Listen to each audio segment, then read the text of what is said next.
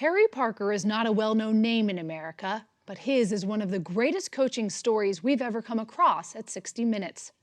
For 50 years, he has quietly dominated one collegiate sport, rowing. At races and boathouses, Harvard's 77-year-old coach is known simply as Harry, and his staggering record would make Knute Rockne, Bear Bryant, or John Wooden jealous.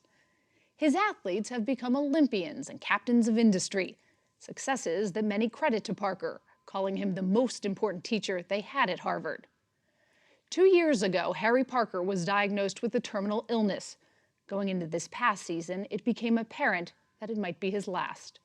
We were with him as he soldiered on, preparing for his favorite race of the year, the Harvard-Yale Regatta. It is the nation's oldest intercollegiate sporting event, a race Parker's crews have ruled for half a century. Still, Harry Parker doesn't take anything for granted, and never was that more true than this year.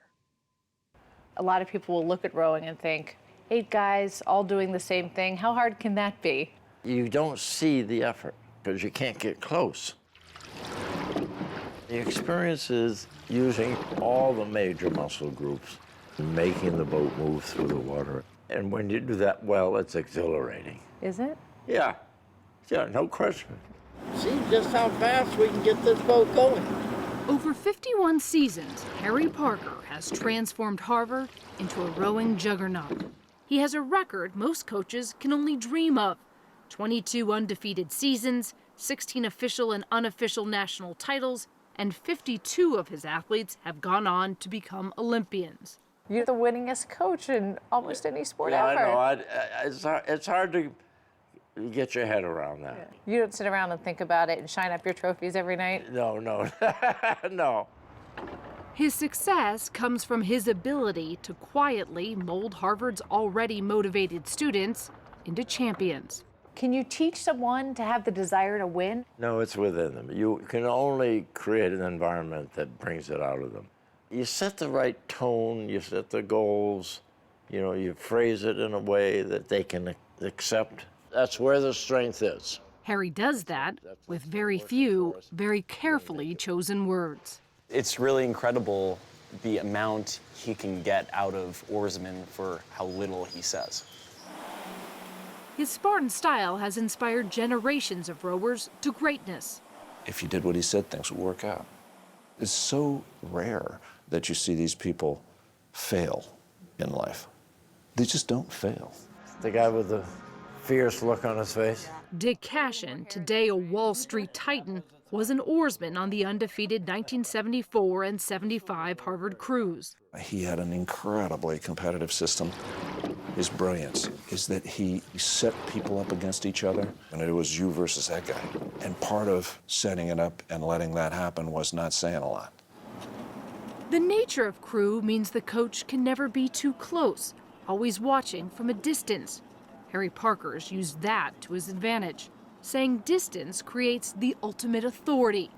So his rowers have given him the ultimate nickname. His nickname is God, right? Yeah. That's pretty intimidating. And that's good at the catch. A rare word from Harry is treated as gospel. He's got that old-fashioned megaphone. Can you hear him when he's talking to you? Whenever he brings it up, you listen. So whether or not you can hear exactly what he says, you're definitely trying to listen to what he says.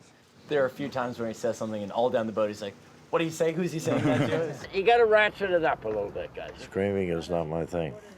You read about abusive coaches. It's not effective. That is totally alien to my concept of coaching. The training and the rowing is something that the oarsman should want to do. You don't use it as a form of punishment. If rowing is a religion to Harry, and many say it is, then this is his cathedral, Harvard's fabled Newell Boathouse. Untouched, it is a working monument to Harvard's storied history. Do you feel the ghosts of kind of rowers past in here? I have a sense, that it's been here a while, and there have been a lot of people who have gone through here, yes. Here, the constant hum of rowing machines echoes through the stacks of boat shells, early wooden oars, tarnished trophies, and century-old team photos. The last 50 containing one smiling Harry after another. He's stubborn, persistent, competitive, and that's what he tries to instill in us as well. I once made the mistake of getting into a game of billiards with Harry, and I swear to God, for those 15 minutes, I was his mortal enemy. You're very competitive, though. Is that I fair am to say? competitive by nature. I don't yield easily to adversity. You know, I persevere. That steely resolve might have been Harry's greatest asset last season. His crews kept winning, he never missed a race, and the doctors that were treating him marveled at his grit. 2 years ago, you were diagnosed with blood cancer. How are you doing today? I'm doing fine. It's a miracle. A miracle. Yeah. Why do you say that? Yeah, excuse me. That's okay. The last 2 years have been a real bonus. You didn't think you were going to get them? No. Vince, you get your feet in? I'm surprised you're working through all this. Yeah, it just seemed like the thing to do. Yeah. Stay focused. Make it feel strong. This past May, we were with Harry as he once again drilled his crew on Boston's Charles River. Each time you put the boat in the water, think about why you're doing it. Whatever his health, he remained obsessed with one race only. Just think about getting ready as if you're going out there to race Yale. If you had to choose Harvard, Yale, or the Olympics, which one's more important? Harvard, Yale. Harvard, Yale. That's easy. Okay. Make sure you're doing it better than Yale would be doing it. You can just feel his energy. Nice and solid, guys. Good headwind rowing. Comes to Harvard Yale. Okay, let's go. He just lights up. Don't put it in before you're ready to drive. He's yelling and he's into it. Let's raise your game for these last 2.5 weeks. Harry's mantra is Harvard's mantra, and it is always the same: beat Yale. The enemy's shirt hangs above their indoor practice tank, and the writing is literally on the wall. The HUBC protocol, there's a last rule that says, above all, never forget why you're here, to beat the living shit out of Yale. That sums it up. 140 miles south of Cambridge, in Derby, Connecticut, the Yale Bulldogs are clear underdogs going into the regatta. Harry Parker's Harvard crews have beaten Yale 43 times in 50 years. I'm confident that we can put a time up there that's faster than Harvard's time. But has anyone beat Harvard in a boat?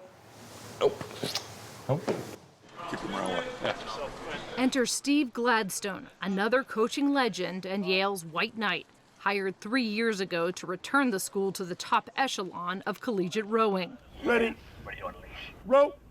He's done it before, winning 11 national titles at Brown and Cal Berkeley. His young crew knows they're here to be change agents.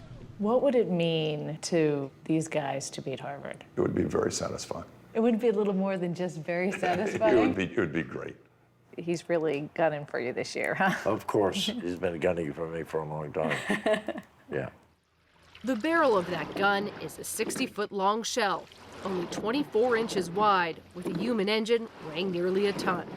With each stroke, it's impossible to see the countless micro-adjustments 8 rowers must make to keep the oars in unison, the shell straight and level, at speeds approaching 15 miles an hour. The coxswain sits here, and the coxswain is the smaller person who literally steers the boat. And explode out. Then facing the coxswain is the stroke man. The oarsmen feel the rhythm set by the stroke man. So the strokeman really sets the tone. Absolutely. The training is relentless, bordering on self-inflicted torture. You have to have a pretty high tolerance for discomfort. I don't use the word pain because it's not pain. Not in the pain in the sense, somebody hits you, that hurts. I don't like that at all. And lifting. Ready. Tall and lean oarsmen must have the endurance of a long-distance athlete and the balance and timing of a gymnast. These things are semicircles, and they're on a fluid surface. You can't be a clunker. You've got to have feel. If any one of these people tries to do it by themselves, pushes or presses, it's over. On the water again. Why are we on the water, right? Anyone who knows Harry knows his heart belongs here, on Connecticut's Thames River. For 148 years, most of the Harvard-Yale regattas have been rowed on these waters. 2 boats, 18 men, racing head-to-head for 4 excruciating miles, 3 times longer than a normal race. It's really grueling. Not unusual for people to go beyond the edge. Just 20 minutes out there just going as hard as you possibly can. And heads ready. The race is so important to both schools that for over 100 years, they each have maintained a training camp on the river. Yale's is called Gales Ferry.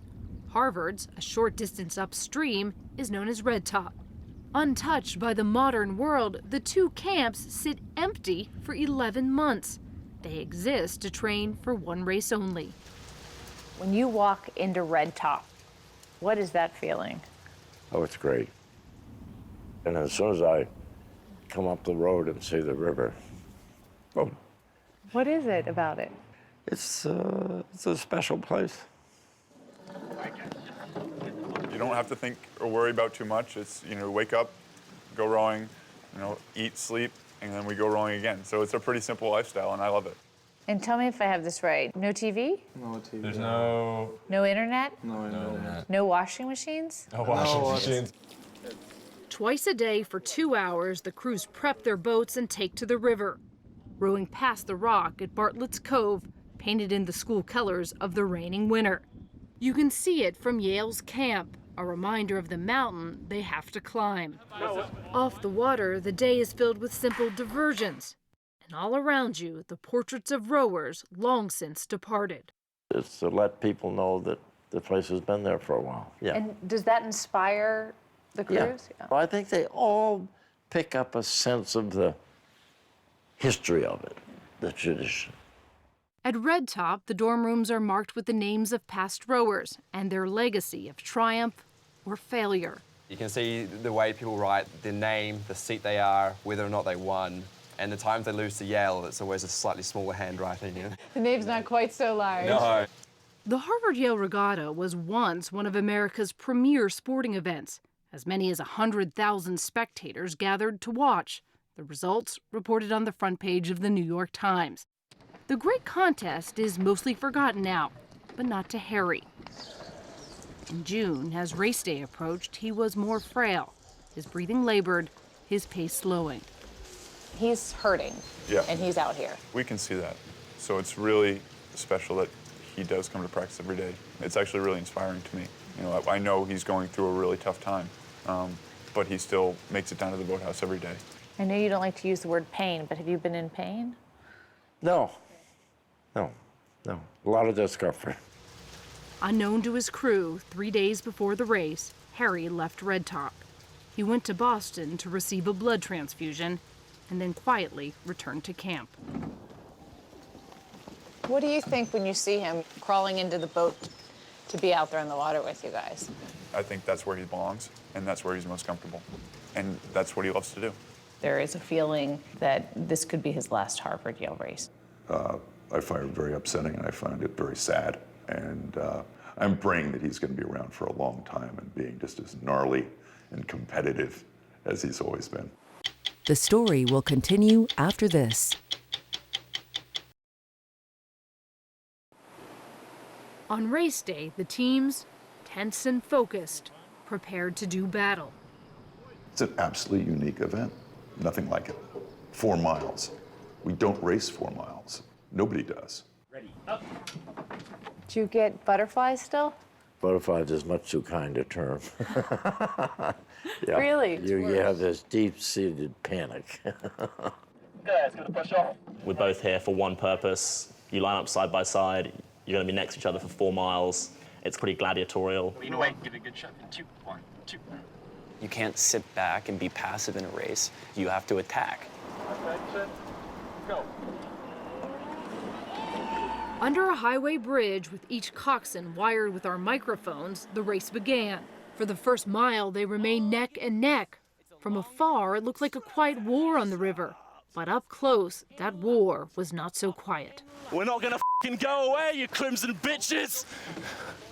We're not gonna f***ing blow away like you used to Yale doing!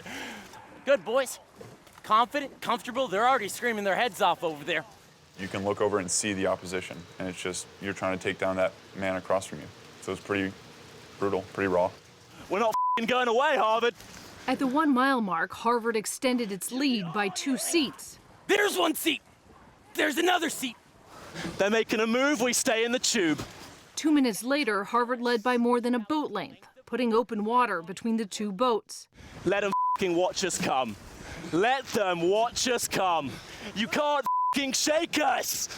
At the 2nd mile, Yale fell 9 seconds behind. Leave him in your puddles. Leave him there. Make him eat it. By the 3rd mile, Harvard's lead looked insurmountable. Chins up! We Yale men! We fight to the end! Bring it home. 4 Harry, each stroke. Us 9, giving him his last season that he deserves. With the Yale coxswain's screams far behind them, Harvard sailed past the rock to victory. All right, boys. The rock is covered, and it's gonna stay an H, boys. I want you to enjoy this. Soak this in for the rock. Harry's rock, our day. Our day. Harvard dismantled Yale, crushing them by 6 boat lengths. But the pain didn't end at the finish line. The boats came together, and the loser, tradition holds, must literally give the winner the shirt off their back. You have to do a little handshake. Everyone, you pretend to have a little conversation, being like, oh, well raced, all that kind of shit. You feel pretty beaten at that point. It's pretty horrible. That was good, guys. That was good. What is it like to win? Deeply satisfying. For those who witnessed it, what happened on the water that day was about more than a single race. Hey, look who's here. Generations of rowers gathered on the dock. Not so much to celebrate Harvard's win, but to say goodbye, sensing that for their coach, this could be the last race. Wow, what a life. And what a contribution to so many different people. Where are they ever going to get somebody like this again? They won't. Do you love him? Oh, God, yes. But these men, dating back 50 years, all say they love you. Is the feeling mutual? Oh, yeah. Yeah, no, absolutely.